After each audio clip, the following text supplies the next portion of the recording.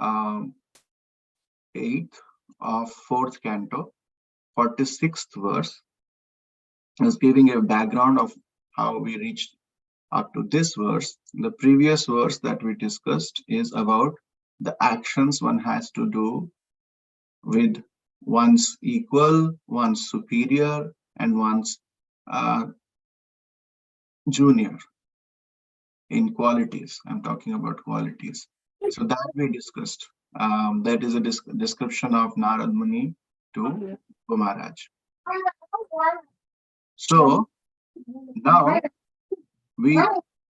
after that, what happened is telling that then Dhruva is now replying. So Dhruva is saying in verse number 35 and 36, I can't accept your good advice. Whatever you have explained for attainment of peace of mind is certainly a very good instruction, but I am not very submissive due to my Kshatriya temperament. Because Suruchi's words had deeply pierced his heart, and because of Kshatriya blood, it started boiling. So he says, I cannot understand, I'm ignorant to your instruction. Then he says, please advise an honest path to achieve my goal. And you can only fulfill my desire, because playing your veena, you travel for the welfare of the entire universe, just like the sun. So he is actually appreciating now Narad Muni first, politely saying that I cannot obey your instruction because I am focused. I am focused that I desire the most exalted position in the three worlds. Padam tri bhuvanot utkrishtam.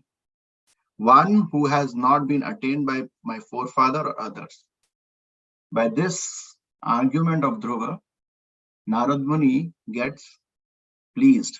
He was testing Dhruva Maharaj for his determination, and he could understand that this boy is very determined. So then he became pleased and mercifully gave Dhruva the following expert advice.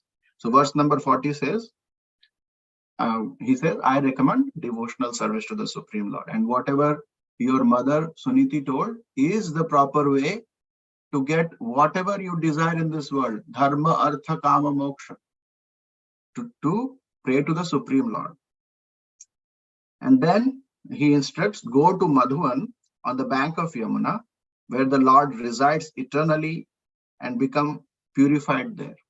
So Madhuvan is very close to Vrindavan, near Kalindi or Yamuna river. One practice Ashtanga yoga there. So he says, take bath 3 times a day in an auspicious, in the auspicious Yamuna river. And that is like Ashtanga yoga has 8 processes. So taking bath and everything, then control your mind and senses, Yama and Niyama. Then sit on your asana and pranayam. Yama, Niyama, asana, pranayam. So pranayam are of 3 types. Rechaka, Puraka, and Kumbhaka, 3 different types. And gradually control the life, air, and mind and senses, that is Pratyahara, the next step. And then thus being free from material contamination, meditate on the Lord with an undisturbed mind. Manasa, Guruna, Guru. That is Dharana and Dhyan. And then the 8th process is Samadhi. So Samadhi will come later on. So when he was explaining it about the meditation, then he started describing the form of the Supreme Lord, the beautiful, the munificent form of the Supreme Lord. So there is a description of the Lord's form for meditation from verse number 45 to verse number 51. So this is one of the verses, selected verses is one of them. So let's recite this verse, which is actually glorifying the Supreme Lord. And also telling how he is the ultimate shelter. So let's recite. Tarunam Ramaniyangam. Tarunam Ramaniyangam. Arunoshte Kshanadharam. Arunoshte Kshanadharam. Pranatashrayanam Nimnam. Pranatashrayanam Rimnam. Taranyam Karunarnavam. Sharanyam Karunarnavam. more time. Tarunam Ramaniyangam. Tarunam Ramaniyangam. Arunoshthekshadadharam. Arunostekshanaadharam. Pranatashrayanam nimnam. Pranatashrayanam Rimnam. Sharanyam karunarnavam. Sharanyam Karunarnavam. One more time. Tarunam Ramaniyangam. Tarunam Ramaniyangam. Arunoshthekshadadharam. Arunostekshanaadharam. Pranatashrayanam nimnam. Pranatashrayanam Nimnam. Sharanyam karunarnavam. Sharanyam Karunarnavam. Right. Hare Krishna Prabhu. Hare Krishna Mataji, please recite. Tarunam Ramaniyangam. Tarunam Ramaniyangam. Arunostekshanaadharam. Arunoshthekshadadharam. Pranatashrayanam Rimnam. Pranatashrayanam. Sharanyam Karunarnavam. Sharanyam karunarnavam. Thank you, Prabhu. Hare Krishna. Hare Krishna Prabhu, I can Hare. try. Please, Mataji. Tarunam Ramaniyangam. Tarunam Ramaniyangam. Arunostekshanaadharam. Arunostekshanaadharam. Pranatashrayanam Nrimnam. Pranatashrayanam. Rimnam. Ranyam Karunarnavam. Sharanyam karunarnavam. Thank you, Mataji. Anyone? Yes. Tarunam Ramaniyangam. Tarunam Ramaniyangam. Aruneshthekshanaadharam. Arunostekshanaadharam. Pranatashrayanam Rimnam. Pranatashrayanam Pranatashrayanam. Rimnam. Saranyam Karunarnavam. Sharanyam Karunarnavam. Thank you, Prabhuji. Hare Krishna. Thank you so much. Hare Krishna. So this verse is Tarunam Ramaniyangam Arunoshthekshadadharam Pranatashrayanam Nimnam Sharanyam Karunarnavam.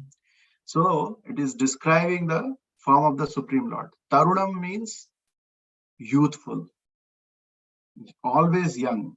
That is the form of the Lord. Ramaniyangam, Ramaniya Angam, whose limbs are very, very attractive. Ramaniya, very, very means it attracts the attention.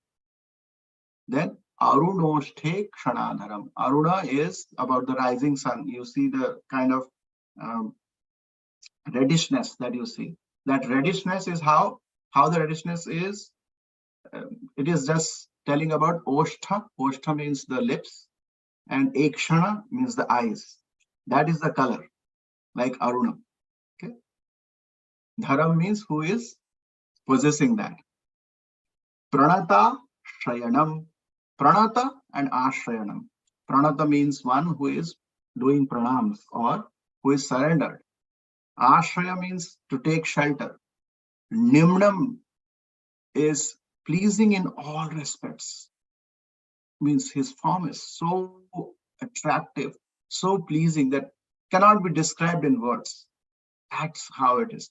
Sharanyam, ultimate shelter, or one should take shelter, or one should surrender to the Supreme. That's why it's called Sharan. And Karunarnavam, Karuna and Arnavam. Arnavam is the ocean. Karuna means the mercy, or you can say the kindness, the ocean of kindness. That is the first. It is describing the features of the Lord, And then it is describing the qualities of the Lord. So in the first line, it is saying about Tarunam, very youthful, Ramaniyangam, whose angas or limbs are so attractive that it can attract anyone and everyone. Arunoshte Kshanadharam, and it is his lips and eyes are beautifully reddish, like the rising sun. And Pranata Shranam. So then about the qualities now. Pranata Ashran, one who is surrendered to the Supreme Lord and looks at the form which is transcendently pleasing. And then Sharanyam means he gives shelter to everyone and one should take shelter of him. One should surrender to him. And Karunarnavam is the ocean of mercy. So let's read the translation now.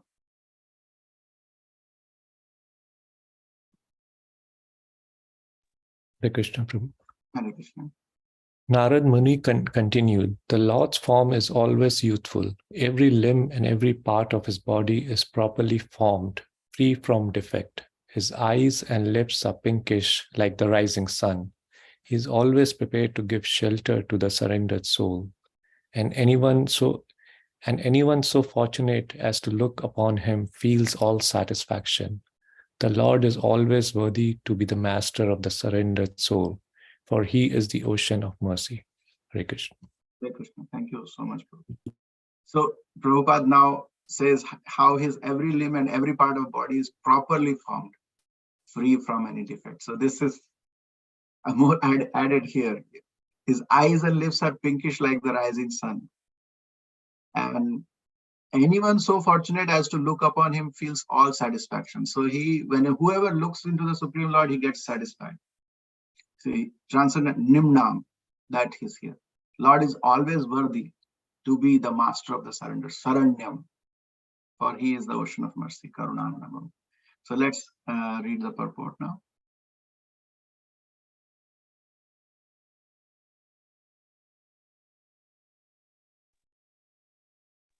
Hare Krishna, Prabhu. Hare Krishna, Mataji. Please go ahead, Prabhu. Go ahead, Mataji, it's okay. Everyone has to surrender to someone superior. That is always the nature of our living condition. At the present moment, we are trying to surrender to someone, either to society or to our nation, family, state, or government. The surrendering process already exists, but it is never perfect because the person or institution onto whom we surrender is imperfect, and our surrender having so many ulterior motives is also imperfect. As such, in the material world, no one is worthy to accept anyone's surrender, nor does anyone fully surrender to anyone else unless obliged to do so.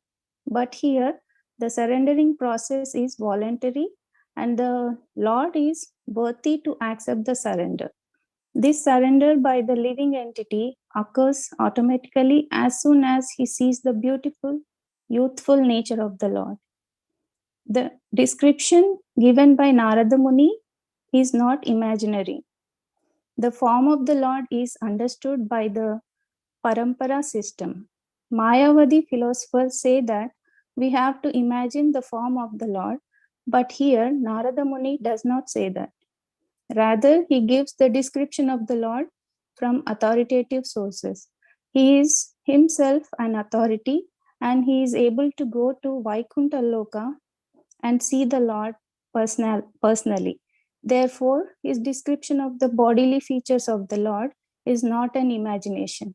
Sometimes we give instructions to our students about the bodily features of the Lord and they paint him. Their paintings are not imaginary. The description is given through disciplic succession, just like that given by Narada Muni, who sees the Lord and describes his bodily features. Therefore, such descriptions should be accepted, and if they are painted, that is not imaginative painting. Hare Krishna. Thank you, Prabhu. Thank you so much. Srila Prabhupada gives a beautiful purport here. Srila Prabhupada ki jai. He starts with very important aspect, Sharanyam aspect, surrender. All other aspects are very clearly visible. He talks about Lord's form in the second paragraph of purport, but first he starts with the surrender, which should be the mood of a devotee. And also, and another thing to note here is Narad Muni is instructing Dhruva Maharaj to meditate on the Supreme Personality of Godhead. And one aspect of meditation is not only looking into different descriptions of the Lord, but to have that mood of surrender when one is doing that. So that's why it is much more emphasized here. So that is, so surrender to someone superior. Then Srila Prabhupada says that here in material world, we always surrender to someone superior. That is always the nature of our living condition, to our society, our nation, family, state, or government, wherever it is. The surrendering process already exists. So it is not something which is being just manufactured or artificial. It's always there. You surrender to something in this material world, sure. But it is never perfect. Why? Because person or institution is not perfect. It is material. So that's why that is also not perfect. Our surrender having so many ulterior motives is also. And then first thing is that person whom we surrender to, he is not perfect, or that institution is not perfect. And our surrender is also not perfect because we are having so many ulterior motives. We are just not, we have some kind of motives to get something out of that. That surrender is not unmotivated. It is motivated by some motives. That's why that surrender is kind of polluted. So that's why the results are not there. That is also imperfect. That's why it's called imperfect. As such, in this material world, no one is worthy to accept anyone's surrender, nor does anyone fully surrender to anyone else unless obliged to do so. So that's why Srila Prabhupada gives a very absolute statement. What happens in this material world? But to Supreme Lord, surrendering process is voluntary. He doesn't say, you surrender to me. But if one surrenders voluntarily, then what happens?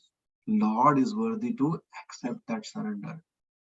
And this surrender by the living entity occurs automatically as soon as he sees the beautiful. And then how it happens? When he thinks about the Supreme Personality of Godhead, or he sees his form, beautiful form. Then the surrender automatically, oh, so beautiful, so nice. First, one cannot see it, but with the Archa Vigraha form we see in the temple, we get attracted. One thing I would tell you, that my attraction, for my personal, if I tell about my personal interaction, first time in ISKCON, the first ISKCON temple I saw is the New Goloka temple. And New Goloka temple, I saw the deities Sri Radha Golokananda, and that has attracted my attention like anything. And that is my first glance, which attracted me to the Supreme Lord. And then other things followed. But I'm saying that Lord's form is so enchanting, so attractive, that even in the Archa Vigraha form, because Lord is there in front, he can attract our minds, our hearts. So then he tells about, that's why it says occurs automatically, because we have that hankering always there in our heart, because we're parts and parcels of Supreme Lord. Jiver Swarup Hoy Krishna Nityadas. That real self of us, when he sees the Supreme Self, has discovers some kind of connection or realizes some kind of connection, and that's how it happens automatically. But because of the covering, we sometimes could not feel it, could not understand it, could not realize it. But in the second section, Narad Muni, Srila Prabhupada is saying the form that Narad Muni is told is not imaginary. People say like, this is mythology, this is myth. Whatever we are saying is myth.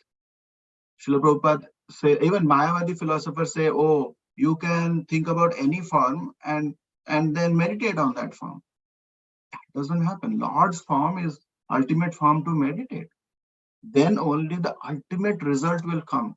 Otherwise, one who is meditating on whichever form, that kind of result will come. And that would be temporary, because all other forms or other things that we may think of is temporary, and the results will be temporary. So that ultimate result cannot be obtained. So, and then Srila Prabhupada says about the parampara system. We should know it in parampara system. If somebody says, I am a guru, and he starts his own thing, he may tamper the things which is already there. To get unadulterated things, we have to link to a parampara system, who actually guru, disciple. That's how it goes. So Narad Muni is guru here for our guru also in our disciplic succession, and in this case for Dhruva Maharaj also he is the guru.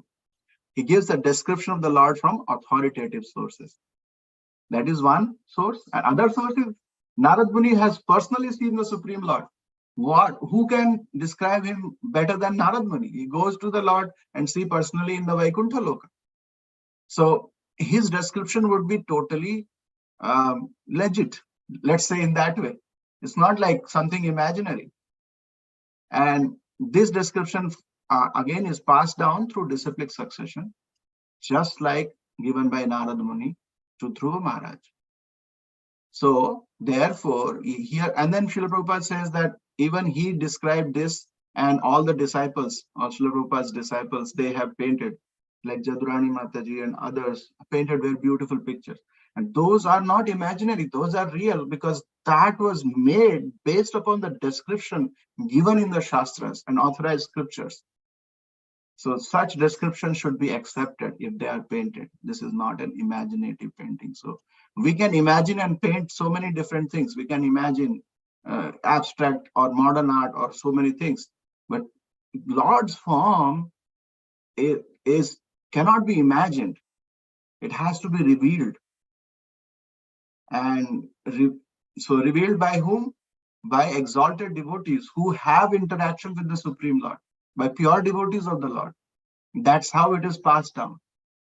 So the message for us in this one is we have to develop an attraction towards the Supreme Lord, and that will develop the surrender within us. And with the surrender, the devotion, the creeper of devotion can grow nicely, and we can focus on our chanting and our daily activities in a concentrated way. So that's what I think the take home for me. But I think for all of us, there may be some other realizations. Please feel free. I am pausing here. Please feel free and discuss your realization.